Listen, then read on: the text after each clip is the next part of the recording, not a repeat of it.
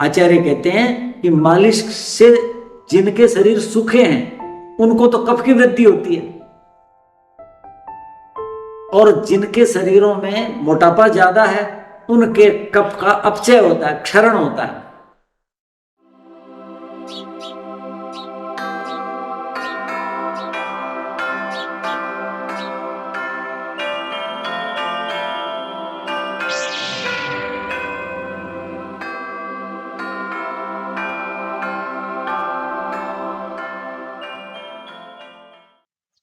हेमंत चर्या, उसमें चरक लिखते हैं आगे,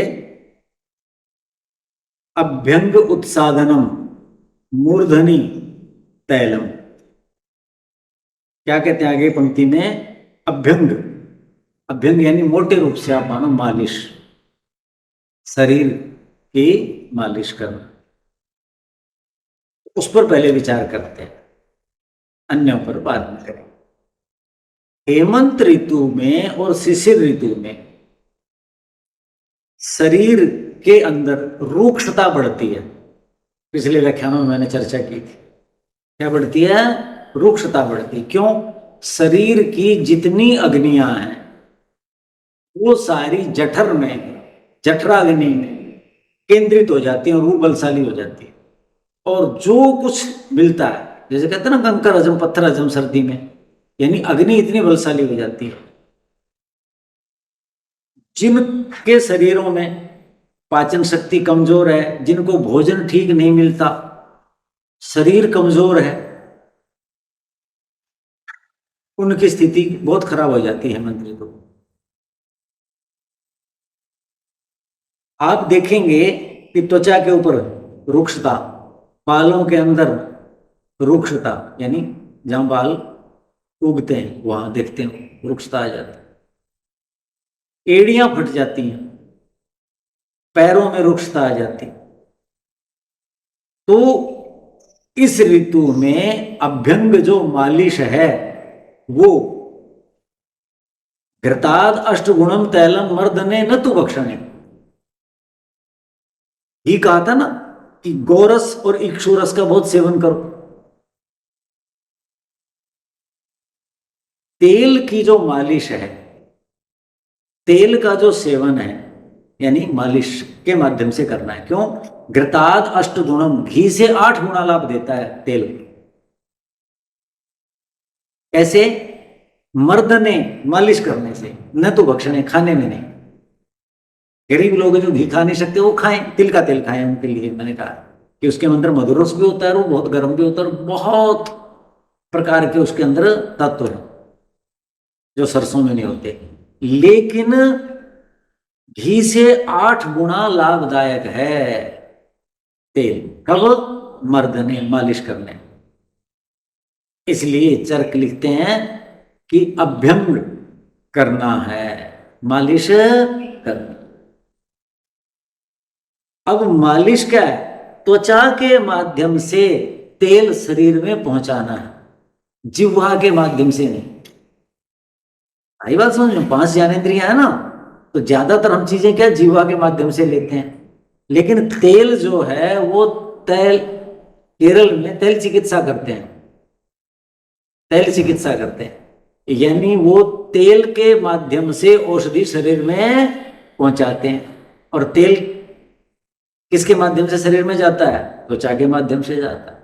तो इस ऋतु में हमें अपने शरीर को दृढ़ और मजबूत बनाना है, तो तेल मालिश करनी है।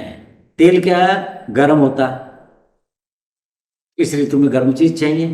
तेल स्निग्ध होता है, स्निग्ध चीजें इस ऋतु में चाहिए। बताया था ना, स्निग्ध चीजें खानी है, जैसे घी। लेकिन घी क्या है? शीतल है, इसलिए नहीं।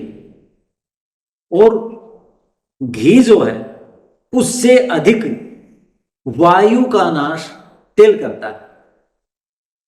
और इस ऋतु में विशेषकर जो वृद्ध हैं, बड़ी आयु के लोग हैं, 25 के बाद जिनकी धातुएं बनती कम है और क्षीण ज्यादा होती है, उन लोगों के लिए ये वरदान होता है। क्यों? कि शरीर में रुक्षता आएगी, रुक्षता आएगी, धातुएं क्षीण होंगी तो स्थान रिक्त हो गया और वहां वायु स्थान बना लेगी। वायु को दूर करने वालों में सबसे उत्तम तेल है, सबसे उत्तम तेल है। लेकिन कैसे? खाने में नहीं, त्वचा के माध्यम से, मालिश के माध्यम से उसको शरीर में पहुंचाना है। इसलिए इसकी महत्ता बहुत ज्यादा है। अन्य ऋतुओं में नहीं कर सकते। क्यों? यदि आपने मई जून में कर लिया, पसीना आ जाएगा।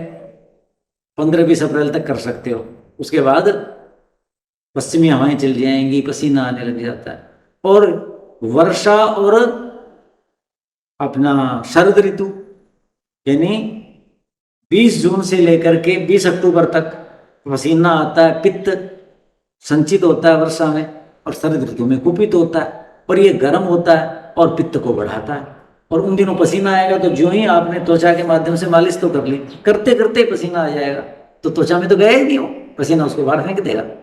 तो इस ऋतु में तो त्वचा रुक्ष है, सूखी हुई है। वो तो जैसे भूखा बच्चा घोंसले में इंतजार करता है अपने माता पिता का कि वो लाएं, ऐसे त्वचा इस समय ऐसे इंतजार कर रही है कि कोई चिकनी चीज मिल जाए, तुरंत सोख लेगा और वो फिर पूरी साल भर के लिए आपका शरीर बढ़िया हो जाएगा।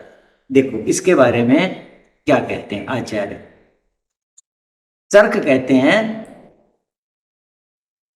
कि जो अभ्यंग है वो कैसे लाभ देता, उदाहरण देते हैं। जैसे कुंभ घड़ा, किसान परिवारों में अब तो दूध दाद बेच देते हैं, दही बनाते थे, मक्खन निकलता था, मक्खन निकाल करके एक बर्तन में रखा जाता था, उस मक्खन को पिघला करके एक बर्तन में घी रखा जाता था। वो तीनों बर्तन, 4 बर्तन कौन कौन से? जिसमें दूध गर्म किया, पूरे दिन भर गर्म होता था, मिट्टी का बर्तन होता था एक हारे में वो, उसके बाद जिसके अंदर मंथन किया वो, जिसके बाद जिसमें मक्खन निकाला वो, और उसके बाद मक्खन से घी निकाला वो बर्तन, 100 मिट्टी के होते थे। और वो इतने मजबूत हो जाते थे, घी पी पी करके बहुत मजबूत हो जाते थे। हमें याद है हमारी दादी माताएं वगैरह घरों में चारपाइयां होती थी, ठीक है कि नहीं, सण की होती थी और मूंज की होती थी। तो घी लगा हुआ है, घी का काम किया है, किया है, तो क्या करती थी, उनकी रस्सियों पर रगड़ देती थी। क्यों? बोले मजबूत हो जाएंगे चिकनाई लगने से। तो चरक ये कहते हैं यथा कुंभ, जैसे कुंभ घड़ा, उस पे स्नेह स्निग्ध पदार्थ लगा दो, घी। तो उदाहरण दे दिया मैंने, किसान परिवारों में होता है जिनके तेल है वो तेल लगा देते हैं, वो मजबूत हो जाता है, स्निग्ध हो जाता है। जैसे चर्म, चमड़ा, पहले जुतियां पहनते थे लोग, अब तो फैक्ट्रियों से तरह तरह की आने लगी, या जो फैक्ट्रियों के भी जूते पहनते थे रोज पॉलिश करते हैं ना, वो क्या है, स्निग्ध तो चिकनाई तो है, वो तेल अलग है, वो स्नेह अलग है बस। तो जैसे खड़े पर, जैसे चमड़े के ऊपर स्नेह लगाने से, चिकनाई लगाने से वो दृढ़ मजबूत हो जाते हैं, उनकी आयु बढ़ जाती है, क्षीण नहीं होते। और क्या कहा, अक्षय दृढ़ क्लेश सह होती। जैसे कोई, जैसे रथ चलते थे, बैलगाड़ी चलती थी, ऊंट गाड़ी चलती थी, घोड़ा गाड़ी चलती थी, वहां जो पहिया घूमता है, जिस उसके ऊपर धुरी के ऊपर, उनके बीच में क्या लगाते थे, ये लगाते थे, चिकनाई लगाते थे। आजकल क्या है, ये पेट्रोलियम प्रोडक्ट है वो लगाते हैं, स्नेह तो लगाते ही हैं, वो स्नेह अलग था, ही अलग है बस। तो उससे क्या होता है कि वो लंबे समय तक कार्य करता है और उसमें कार्य करने में सरलता भी होती है। तो जैसे स्नेहन से वहां लाभ होता है, कहते हैं अक्ष में, ऐसे ही शरीर क्लेशशः, जीवन यात्रा में कष्ट ही कष्ट है, शारीरिक श्रम है, बौद्धिक श्रम है, तरह तरह के दुनिया में तंगियां हैं, तो उनको सहन कर लेता है। कौन कर लेता है? अलग अलग ऋतुएं हैं, वो प्रहार करती हैं, वायु प्रहार करती है, शीतल हवा प्रहार करती है, जल प्रहार करता है, शरीर क्षीण होता है और मानसिक वेदनाएं तो होती होती है। तो ऐसा शरीर क्लेश सा, जैसे ये मजबूत और दृढ़ हो जाते हैं, ऐसा हो जाता है, चरक ये कहते हैं। आगे क्या कहा, सुश्रुत क्या कहते हैं, देखो, अभ्यंगो मार्दव करा, अभ्यंग करोगे तो शरीर में त्वचा क्या होगी, मृदुता पैदा करेगी। अब देखो मालिश कर करके, स्नान करके उसके बाद शरीर को हाथ लगा के देखो कितना कोमल हो जाएगा। कफ वात निरोधन, कफ और वात तीन है ना, वात पित्त और कफ। तो ये कहते हैं वात और कफ को ये कुपित होने से रोकेगा। समझ गए? कफ ज्यादा होगा, मालिश करेंगे तो त्वचा के अंदर जाकर के क्या होगा? आचार्य कहते हैं कि मालिश से जिनके शरीर सूखे हैं उनको तो कफ की वृद्धि होती है, और जिनके शरीरों में मोटापा ज्यादा है उनके कफ का अपचय होता है, क्षरण होता है। दोनों प्रक्रियाएं करता है। कौन? तेल जो गया मालिश के माध्यम से, त्वचा के माध्यम से शरीर में गया, कहते हैं वहां ये क्या करता है? जो दुबले पतले हैं, जिनके शरीर में कफ नहीं है, मांस मेद आदि नहीं है, उनकी तो वृद्धि करता है। और जिनके कफ अधिक है, मोटापा अधिक है, जो तंग है, जिम जा रहे हैं, डाइटिंग कर रहे हैं, ऐसे ऐसे कर रहे हैं ना वो मालिश करें। वो डाइटिंग करेंगे, क्षीणता आएगी। व्यायाम अधिक करते हैं, जिम में जाकर के क्षीणता आती है, मुख सूख जाते हैं, बुरा हाल होता है ना, तो शरीर की हानि होगी ना। शरीर के साथ आप बल का प्रयोग कर रहे हैं। यदि आप मालिश करेंगे, नियमित करेंगे, तो आपके शरीर का जो मोटापा है, अतिरिक्त जो मेद है, वो कम होगा। तो कफ और वात का तो बता ही दिया मैंने कि कैसे विनाश ही कर डालता है। वात नाशक जितने भी पदार्थ हैं उनमें सबसे उत्तम कौन है? तेल है। वायु का नाश घी भी करता है, लेकिन घी शीतल और स्निग्ध है, और ये क्या है? उष्ण और स्निग्ध है। तो वायु उष्ण और स्निग्ध, इससे दूर भागती, ये कहा। और क्या कहा? धातु नाम पुष्टि जनन। यदि आप तेल की मालिश करेंगे, अभ्यंग करेंगे, तो आपकी जो सातु धातुएं हैं उनकी पुष्टि करेगा, उनका पोषण करेगा, उनमें क्षीणता नहीं आने। मृजा वर्ण बलप्रद, मृत त्वचा में जिसको रुक्षता नजर आती है कि मेरी त्वचा रूखी सी है, इस बच्चे की रूखी है, देखो इसको कितना खिलाते हैं, कैसा सूखा सूखा सा। त्वचा कईयों की तैलीय नहीं होती, तो जिनकी रूक्ष त्वचा है, इसका मतलब वायु का प्रभाव ज्यादा है, तो उसमें कहता है तरलता लाएगा, और त्वचा का जो वर्ण है उसको भी आकर्षक बनाए, त्वचा के रंग को बलप्रद और शक्ति देता है। क्या? अभ्यंग, तेल मालिश। धातु में पुष्ट होंगी तो शक्ति तो आएगी। ये अब जो विशेष बात मैं कहना चाहता हूं, और आचार्य चरक ने भी बल दिया इस बात पे, कौन से अंग की सबसे अधिक मालिश करें जिससे शरीर को अधिकतम लाभ हो? हमारा शरीर का सबसे अधिक दुखी अंग कौन सा है? पैर है। जितने आप नीचे जाते जाएंगे सारे शरीर का भार उठाना पड़ता है, तलुओं को, उंगलियों को, टखने को, फिर उसके बाद पिंडलियों को, घुटनों को, जंघाओं को, आप देखते हो ना। तो सबसे अधिक रुक्षता किसमें आएगी? उसमें आएगी। अब सर्दी में आप देखो पैर कहां फटते हैं? एड़ी फटती है, उसके बाद उंगलियां टेढ़ी मेढ़ी हो जाती हैं, रुक्ष हो जाती हैं। क्यों? सारे शरीर का भार ये उठाती हैं, सबसे अधिक उनकी शक्ति खर्च होती है। तो अधिक शक्ति खर्च होगी तो क्या होगी? रुक्षता आएगी, मैंने बताया। तो इसलिए सबसे ज्यादा मालिश किसकी करनी है? पैरों की करनी है, पैरों में भी नीचे से अधिक करनी है। तो देखो उसके लिए क्या लिखा है? खरत्वम स्तब्धता रोक्षम श्रम सुप्तिस्य पादयो सद्य एव साम्यंती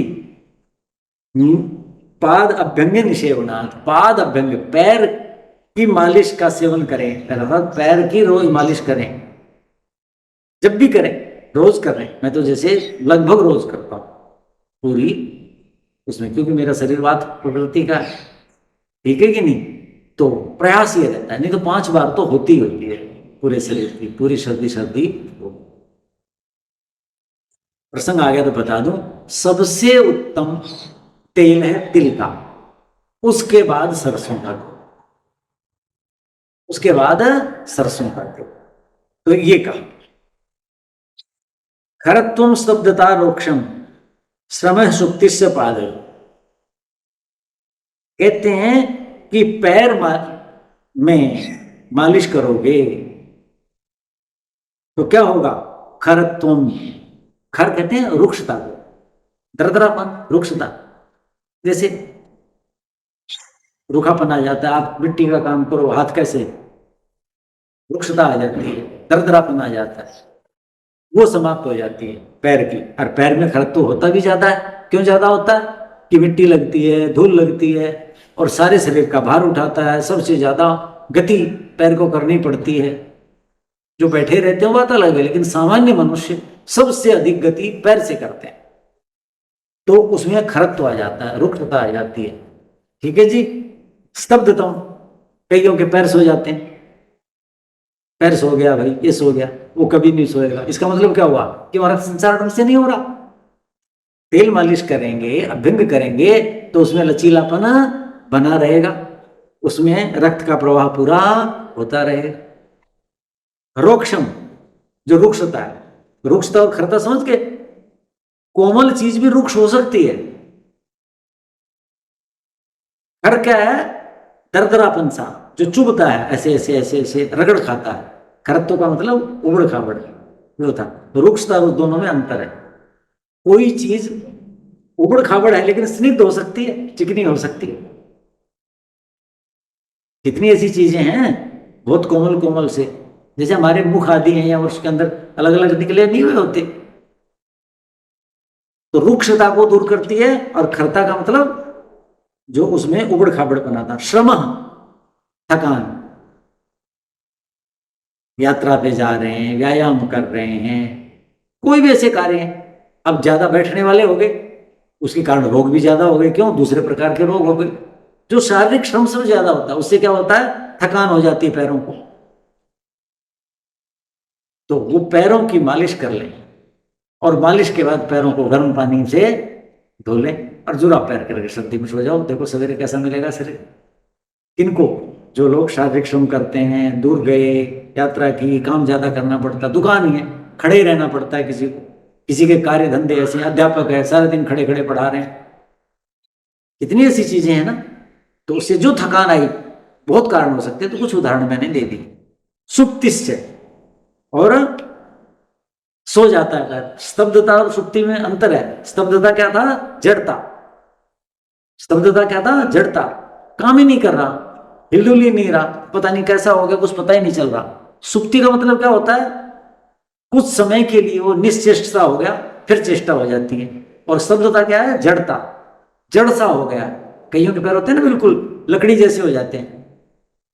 बड़ी आयु में तो हो ही जाते हैं लगभग लोगों को देखोगे, जिन्होंने जीवन भर कभी मालिश ही नहीं करी, ऋतुचर्या के अनुसार कुछ जीवन ही नहीं जिया, उनके यहाँ ऐसा विकार आ जाता है। पादयो, तो पैरों में क्या आ जाएगी, खरत्व, खुरदरापन, स्तब्धता, जड़ता आ जाती है। लकड़ी जैसे हो गए और हो गए, अनुभूतियां नहीं होती, रुक्षता आ जाती है, खुश्की आ जाती है, थकान हो जाती है। और सुप्ति पैर सो जाएं तो पैरों में ये होने से सद्य है उपसाम्यंति, तत्काल, यानी तत्काल का मतलब एकदम नहीं, मतलब बहुत जल्दी लाभ होता है। करके देखो, बहुत जल्दी लाभ होगा। पादंगे निषेध होना, ये दोष खरत्व का, स्तब्धता का, रुक्षता का, थकान का, सुप्ति का, जो पैरों के दोष हैं, पैरों में भंग करने से तत्काल ही शांत हो जाते। अब इससे अगले व्याख्यान में पैर मालिश करने से नेत्र ज्योति का कैसे लाभ होता है, बहुत बड़ी चीज बताई, उसके साइंटिफिक चीज वाघ भट्ट वगैरह ने बताई है, उस पर चर्चा करें।